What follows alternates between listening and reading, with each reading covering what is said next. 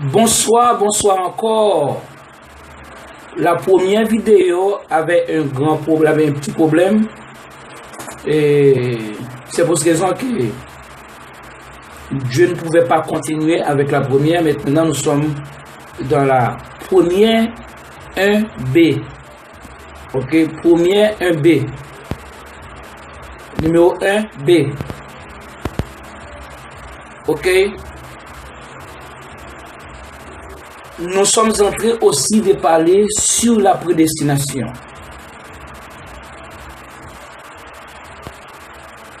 La prédestination, elle est dénominateur commun. Ok? La prédestination, elle est dénominateur commun. Cependant, les titres que nous développons, nous les appelons numérateurs. Ici, nous sommes en train de parler sur la condamnation de l'homme.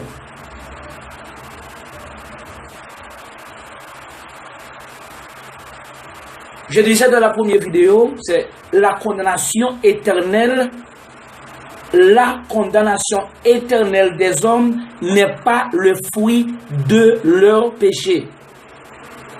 La condamnation éternelle des hommes n'est pas le fruit de leur péché. On peut dire aussi la punition éternelle des hommes n'est pas le résultat de leurs iniquités. La punition éternelle des hommes n'est pas le résultat de leurs iniquités. On parle toujours sur la prédestination. On peut dire aussi la sentence éternelle des habitants de la terre et dans les régions invisibles n'est pas à cause de leur méchanceté. Laissez-moi répéter ce grand morceau-là. Pour tous les hommes qui me regardent partout du monde. La sentence éternelle des habitants de la terre et dans la région invisible n'est pas à cause de leur méchanceté. Nous continuons. Écoutez bien mes frères. Écoutez bien ceux qui m'écoutent maintenant, ceux qui me regardent et m'écoutent. L'excommunication éternelle des hommes, l'excommunication éternelle des hommes n'est pas le résultat de leurs mauvais actes.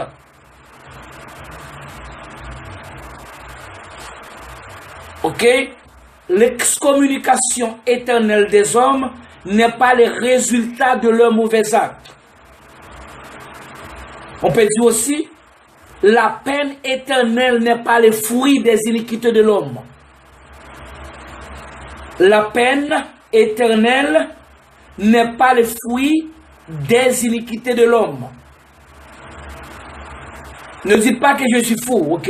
Ne dites pas que je suis vieux ou je perds la raison, ok? On peut continuer à dire que l'anathématisation ou la réprobation éternelle des hommes ne vient pas des péchés qu'ils avaient commis après leur naissance naturelle. Ils sont jetés dans le feu éternel parce qu'ils ont été maudits de la fondation du monde ou avant même leur naissance naturelle. Ils n'avaient pas commis aucun mal quand Dieu les avait maudits dès le ventre de leur mère. Laissez-moi répéter ce gros morceau-là, ok? Ils sont jetés dans le feu éternel parce qu'ils ont été maudits par le Seigneur, par Dieu, dès la fondation du monde ou avant même leur naissance naturelle. Ils n'avaient pas commis aucun mal quand Dieu les avait maudits dès le ventre de leur mère. Maintenant c'est vice-versa. la glorification ou l'exaltation éternelle, vice-versa, ok? La glorification ou l'exaltation éternelle n'est pas le fruit des bonnes œuvres naturelles de la part du sauvé.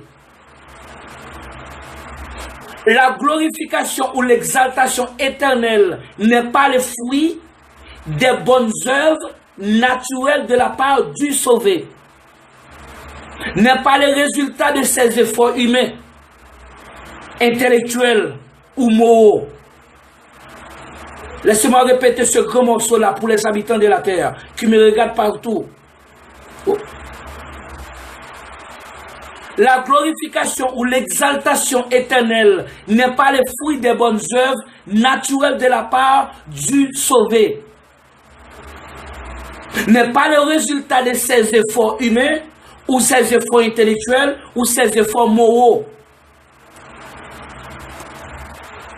Le Seigneur Jésus-Christ, le roi des rois, avant sa mort, il a déclaré ces paroles étonnantes, ces paroles surprenantes, ces paroles effrayantes, ces paroles époustouflantes,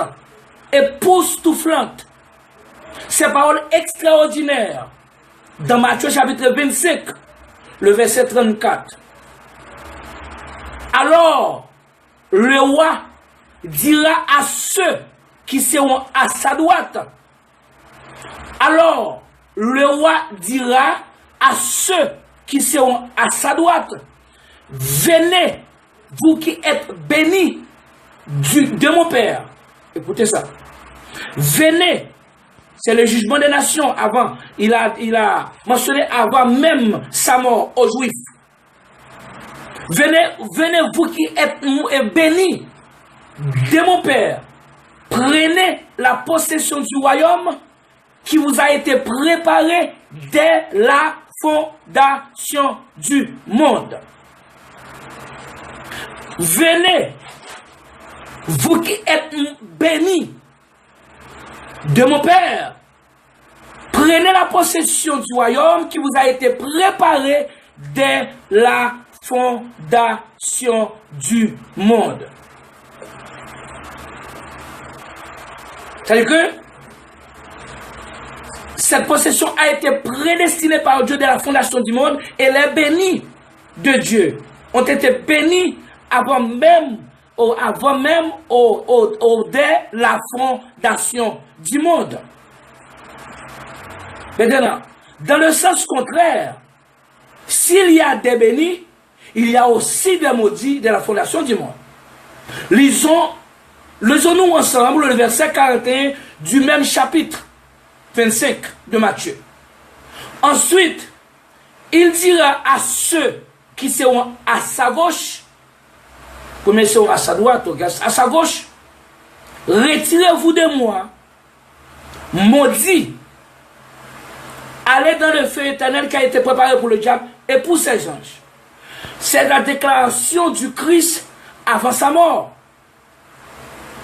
Maintenant, nous allons voir ce que Jean, dans l'Apocalypse, nous dit au sujet des maudits de la fondation du monde. C'est-à-dire que ces hommes bénis-là n'avaient fait aucun bien. Parce qu'ils ne connaissent ni bien ni mal. Ils étaient toujours dans le ventre de leur mère. De la fondation du monde. Ils n'étaient pas encore nés. Mais ils ont été bénis par Dieu. Même avant leur naissance naturelle. Ce n'était pas à cause qu'ils avaient commis un péché ou un mal. Nous allons continuer.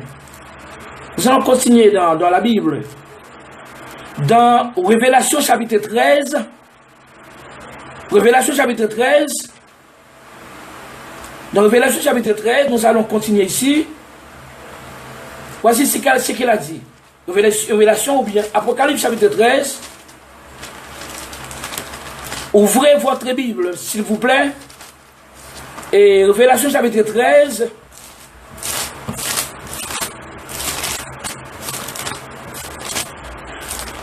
le verset 8. Le verset 8, ok? Le verset 8. Voici ce que Jean a dit, l'ange a dit à Jean et Jean à nous.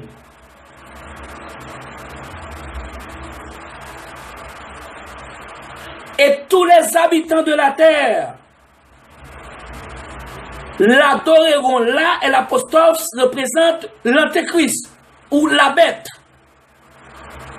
Et tous les habitants de la terre l'adoreront. Vont l'adorer. Mais il y a une exception ici. Il dit, ceux dont le nom n'a pas été écrit dans le livre de vie de l'agneau qui a été immolé dès la fondation du monde. Tu vois, ces gens-là qui ont été exclus de Dieu ou par Dieu de son livre de vie ou le livre de vie du Christ ou de l'agneau n'étaient pas encore nés. N'étaient pas encore nés. Mais parce qu'on parle de la fondation du monde. Ils ont été exclus du royaume. Ils ont été envoyés pour adorer l'Antéchrist. Les adorateurs de l'Antéchrist seront des maudits éternels. Mais ces gens-là n'étaient pas encore nés. Ils n'avaient pas fait ni bien ni mal. Il fait sa partie du monde invisible, non visible, non du monde naturel. Ces gens-là, écoutez bien. Et tous les habitants de la terre l'adoreront. L'adoreront, c'est le futur du verbe adorer. Et l'apostrophe représente l'antéchrist ou la bête. Si vous voyez, si vous lisez le chapitre 13 du verset 1, verset 1 et tout le chapitre parle de l'antéchrist. Il y a le verset 11 aussi qui parle de la bête qui monte de la terre, c'est le faux prophète. Maintenant, ici, tous les habitants de la terre l'adoreront. Qui sont? Mais ceux dont le nom n'a pas été écrit dans le livre de vie de l'agneau qui a été immolé dès la fondation du monde. Ok? C'est-à-dire que ces gens-là, ces gens maudits-là, leur nom ne se rencontre pas dans les livres de vie parce que ces gens ont été exclus par Dieu dès la fondation du monde. Ils n'avaient pas commis aucun péché, aucun mal. Ce n'est pas à cause de leurs péchés. Ils sont maudits par Dieu. Mais Dieu a fait ça pour le bon plaisir de sa volonté, pour une raison que je ne peux pas expliquer. Pour une raison aucune personne, aucun homme peut expliquer. Parce que Dieu a agi selon le conseil de sa volonté. Nous allons voir un autre verset qui dit là, qui dit ici, dans l'Apocalypse chapitre 21, dans l'Apocalypse le chapitre 21, voici ce que l'ange a dit à Jean et Jean à nous. Le verset 27, Apocalypse 21, verset 27, il dit, il n'entrera chez elle rien de souillé, ni personne qui se livre à l'homme. Écoutez bien ce que Jean vient de dire, mais il a modifié tout ce qu'il dit dans le dernier paragraphe. Il n'entrera chez elle rien de souillé, virgule, ni personne qui se livre à l'abomination et au mensonge, point, virgule. Il n'entrera que ceux qui sont écrits dans le livre de vie de l'agneau. Point barre. Il n'entrera que ceux qui sont écrits dans le livre de vie de l'agneau. Si votre nom n'est pas ici dans le livre de vie de la fondation du monde, vous êtes un maudit. Vous n'êtes pas maudit à cause de vos péchés, à cause de vos iniquités, à cause de votre choix. Mais vous êtes maudit à cause de votre destin. Parce que Dieu vous a envoyé dans le monde pour adorer l'Antéchrist, pour adorer le Satan, le diable, et pour adorer le Satan, le diable, parce que c'est la confirmation de votre malédiction ou de leur malédiction. Non, pas vous, excusez-moi, de leur malédiction. C'est la confirmation de leur malédiction. Ils ne sont pas maudits parce qu'ils adoreront, ou ils ne seront pas maudits parce qu'ils adoreront la bête. Non, ils sont maudits, ils ne seront pas maudits, ils sont déjà maudits. Ou ils adoreront la bête parce qu'ils sont maudits. Ou ils sont, écoutez bien, ils ne vont pas adorer la bête pour être maudits. Sinon, ils vont adorer la bête parce qu'ils sont maudits. C'est la confirmation de leur malédiction. Avant même leur naissance naturelle. Laissez-moi lire notre verset, ok? Et prenez notre verset ici. Romains chapitre 9. Romains chapitre 9. Le Romains chapitre 9. À partir du verset 11. Romains 9, à partir du verset 11. Lisons ces versets-là avec moi dans votre Bible. Ok, dans votre Bible.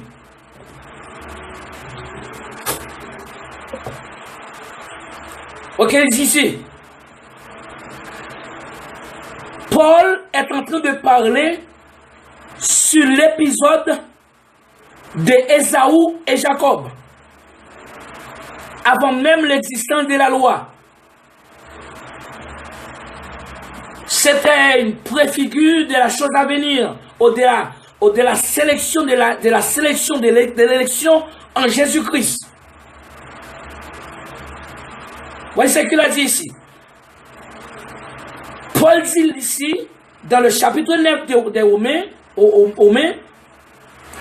le verset 11, 12, 13, il dit, car les enfants n'étaient pas encore nés, Ésaü et Jacob, Ésaü le grand frère et Jacob le frère mineur, le cadet. Mais ici, car les enfants n'étaient pas encore nés et ils n'avaient fait ni bien ni mal. Écoutez bien. Et ils n'avaient fait ni bien ni mal, Ésaü et Jacob, afin que le dessein d'élection de Dieu subsiste,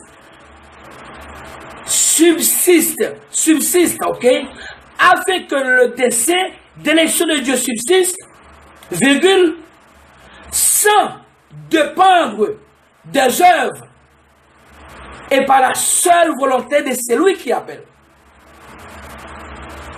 C'est-à-dire que pour que l'élection de Dieu ne soit pas assise, on n'assied pas sur les œuvres, sur les bonnes œuvres que je faisais ou que j'ai fait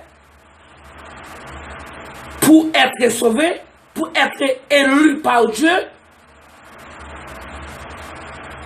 Dieu ne donnait pas chance ou temps à Ésaü ou à Jacob pour produire des bonnes œuvres par lesquelles il allait choisir à chacun d'eux. Non. Non. Paul a dit ici, les enfants n'étaient pas même encore nés. Ils n'avaient fait ni bien ni mal. Afin que le dessein d'élection de Dieu subsiste. Sans dépendre des œuvres, virgule, et par la seule volonté de celui qui appelle. Pour que votre salut, au mon salut, n'allait pas dépendre de mes œuvres. Et leur condamnation n'allait pas dépendre de leurs œuvres aussi. si je suis sauvé sans œuvre, sans mes propres œuvres, et aussi ils sont perdus sans leurs propres œuvres. Si je suis sauvé sans la contribution de ma part, humainement parlant, ils sont perdus sans la contribution de leur part, humainement parlant. Tu vois? C'est logique. Si je suis sauvé sans la contribution de mes efforts, de mes opinions, de mes suggestions, de mes idées, de mes coopérations, de mes conseils,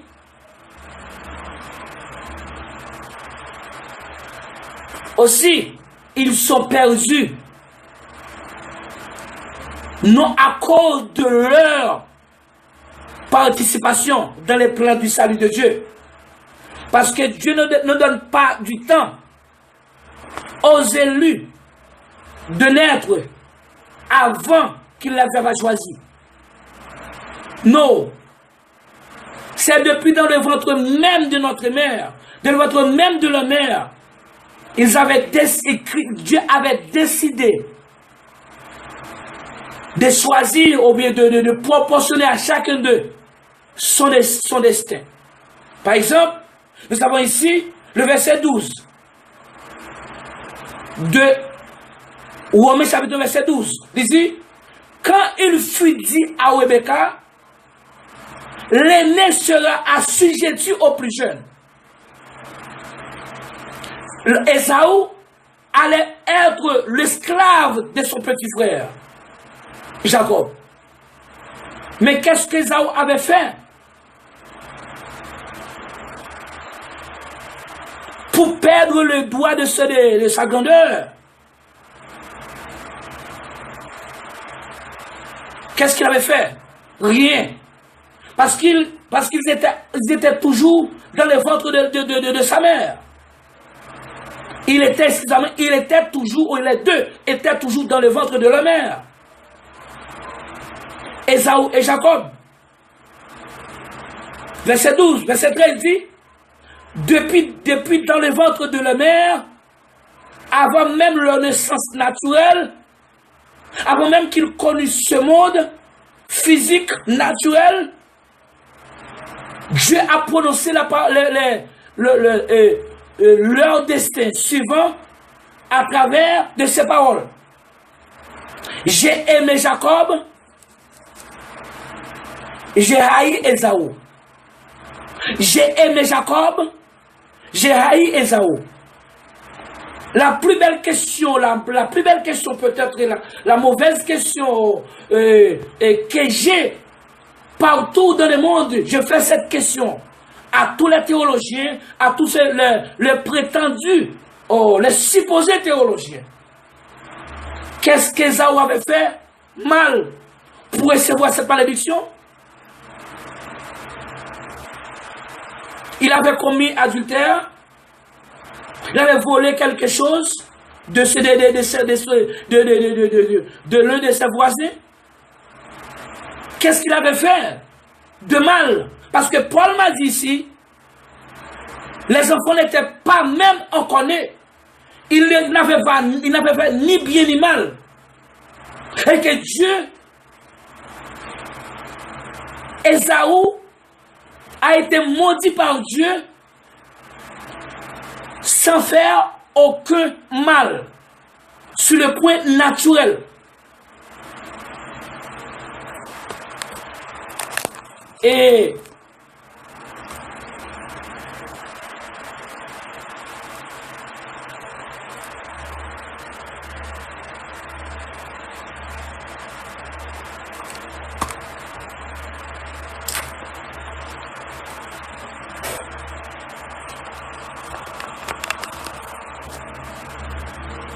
Et ne me dites pas, Dieu savait qu'Ésaü allait être un homme mauvais sur la terre. Quand vous dites cela, vous voulez me dire que quelqu'un d'autre avait créé Ésaü, ou peut-être Satan l'avait créé, ou Ésaü avait avait créé par lui-même, de lui-même, et puis Dieu de son côté avait prononcé cette malédiction contre lui. Non, l'auteur, le créateur d'Ésaü s'appelle Dieu. Et le même Dieu a décidé de maudire dès le ventre de sa mère, pour le bon plaisir de sa volonté, sans dépendre des œuvres d'Ésaü, sans dépendre de ses efforts ou de ses péchés, de ses iniquités. Et aussi, il a dit à Jacob, j'ai aimé Jacob dès le ventre de sa mère. Ésaü sortit dans le ventre de sa mère étant maudit. Et Jacob a sorti aussi dans le ventre de sa mère étant béni. Béni de la fondation du monde, avant sa naissance naturelle. Là, c'est que l'enfant éternel n'est pas un produit des iniquités de l'homme. Le royaume du Christ ne sera pas le fruit aussi des bonnes œuvres de l'homme. Si vous pensez que vous avez gagné le ciel à cause de vos œuvres, vous êtes dans l'erreur. Et c'est blasphème. C'est une insulte contre la souveraineté absolue de Dieu. L'homme n'est pas sauvé à cause de ses bonnes œuvres, à cause de ses efforts, à cause de son choix, à cause de sa supposée sanctification. L'homme est sauvé par un décret spirituel dès avant sa naissance par Dieu, qui s'appelle prédestination. Et vous êtes sauvés. C'est pour cette raison qu'on dit que nous sommes sauvés par la grâce, sans la contribution de notre part. Tout ce que vous avez en vous vient de Dieu. Elle est le produit même de Dieu.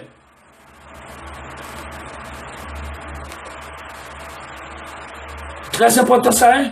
Tout ce que vous avez, si vous avez, c'est ce qu'on appelle un désir, un vouloir, un fait, tout cela vient de Dieu. Oh, l'homme a, quelqu'un m'a dit, et des hommes m'ont dit ici, que m'ont dit partout que je vais, partout où je vais, que l'homme a une responsabilité. Quelle responsabilité vous avez pour satisfaire Dieu, pour plaire Dieu, spirituellement? L'homme, quand Christ est venu sur la terre, la Bible dit que, Paul a dit, la mort régna depuis Adam jusqu'à Moïse. C'est que dans le premier Adam, nous sommes tous morts.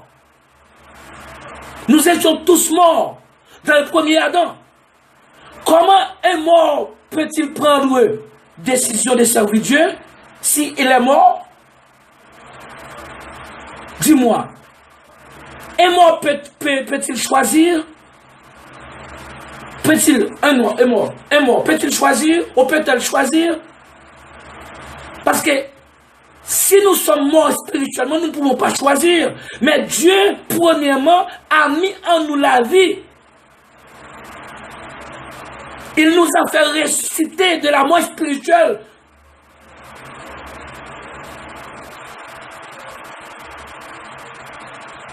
Et nous avons la vie maintenant. Maintenant, tout ce que nous avons au-dedans de nous n'est pas le produit de nos efforts, parce que nous n'avions pas aucun effort, parce que nous étions morts. Voici ce que Paul a dit ici. Dans Romains chapitre 5,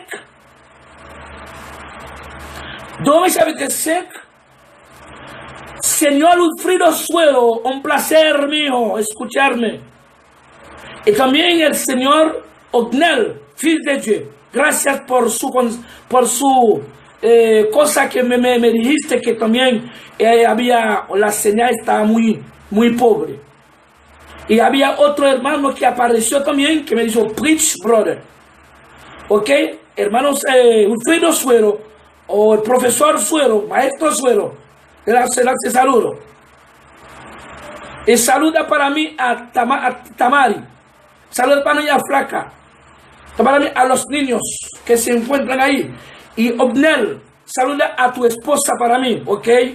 un placer. Y nosotros, hermanos, los que me escuchan, los que me están mirando también. A los que me están mirando. Romains chapitre 5, le verset 6. Romains 5, verset 6. Voici ce que Paul a dit au sujet de nous avant même la venue du Christ. Il dit ici, car lorsque nous étions encore sans force, écoutez ce grand morceau-là. Romains 5, verset 6. Car, virgule, lorsque nous étions encore sans force, nous n'avions pas de force. Avec quelle force vous alliez choisir Christ? Avec quelle force vous alliez dire à Dieu d'envoyer Christ? Nous étions sans force. Écoutez bien. Car lorsque nous étions encore sans force, Christ, virgule, autant marqué, est mort pour des impies. Christ, virgule, autant marqué dans l'horloge même de Dieu. Christ n'est pas mort une seconde moins et une seconde plus, exactement l'heure, date, minute, seconde. Dieu avait programmé la mort du Seigneur pour notre salut. Exactement, c'est de l'heure même que Christ devait mourir. Devait mourir. Mais nous étions sans force. Cette époque. Ne me dites pas que vous allez utiliser votre sanctification, votre sainteté et votre habilité de prière et de prier Dieu et votre supposée sainteté, votre supposée onction et votre parce que vous êtes un homme non, ici il n'y a pas de contribution humaine dans ce salut. La contribution humaine est exclue dans ce salut. Exclue à jamais. Exclue radicalement. Par exemple, écoutez ici. Qu'est-ce qu'Ésaü avait fait pour être maudit par Dieu s'il n'était pas encore même né? Qu'est-ce que Jacob avait fait pour être béni par Dieu avant même sa naissance naturelle? Tu vois que Ésaü n'est pas dans les fers ou n'est pas maudit à cause de son adultère, à cause de son péché ou de ses péchés. Je reviens pour la deuxième vidéo.